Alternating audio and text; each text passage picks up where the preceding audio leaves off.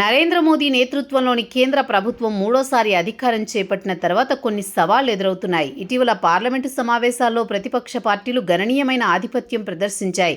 వీధి ఉద్యమాలపై ప్రభుత్వం అనుసరిస్తోన్న మెతక వైఖరి, దాని నిర్ణయాల దృఢత్వంపై సందేహాలు తలెత్తుతుంది.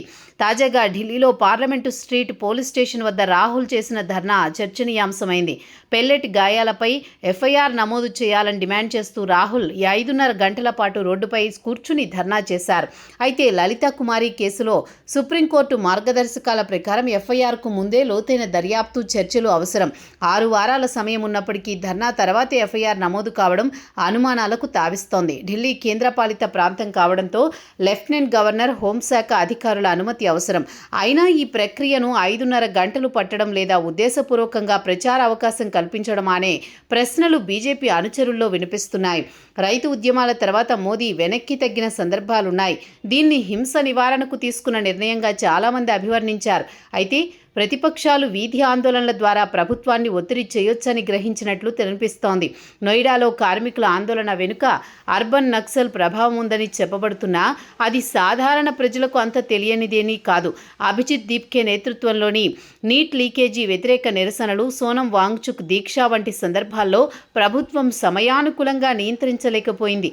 పార్లమెంటు సమీపంలో హింసాత్మక పరిస్థితులకు అవకాశం ఏర్పడడం ప్రభుత్వ నిర్ణయాల్లో స్పష్టతా లోపాన్ని సూచిస్తోంది. నక్సలైట్ సమస్య, ఈశాన్య రాష్ట్రాలు మణిపూర్, నాగాలాండ్లో అల్లర్లను కేంద్ర ప్రభుత్వం సమర్థవంతంగా అదుపులో ఉంచింది. కానీ ఢిల్లీ విషయంలో మెతక వైఖరి కనిపిస్తోంది. అభిజిత్ దీప్కే పాఠశాలను సందర్శించడం లాంటి చర్యలు అధికారం లేకుండానే జరుగుతున్నాయి. ఇది ఉపాధ్యాయుల కార్యకలాపాలకు ఆటంకం కలిగించినా ప్రభుత్వం స్పష్టమైన చర్యలు తీసుకోవడం లేదు. జంజీ ఉద్యమాలు ఉధృతం కాకుండా ఉండాలని కోరుకున్నా అతి మెతక వైఖరి వల్ల వ్యతిరేక ప్రభావం పడుతుందని విమర్శలొస్తున్నాయి. సుప్రీంకోర్టు ఏర్పాటు చేసిన కమిటీ ఇప్పటికే పెల్లెట్ ఘటనలు, దాడులపై విచారణ జరుపుతోంది.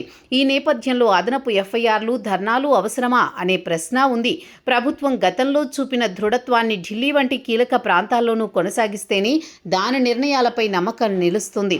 లేని పక్షంలో వీధి ఆందోళనలు మరింత బలపడి పాలనా సామర్థ్యంపై ప్రశ్నలు తీవ్రమయ్యే అవకాశం ఉంది.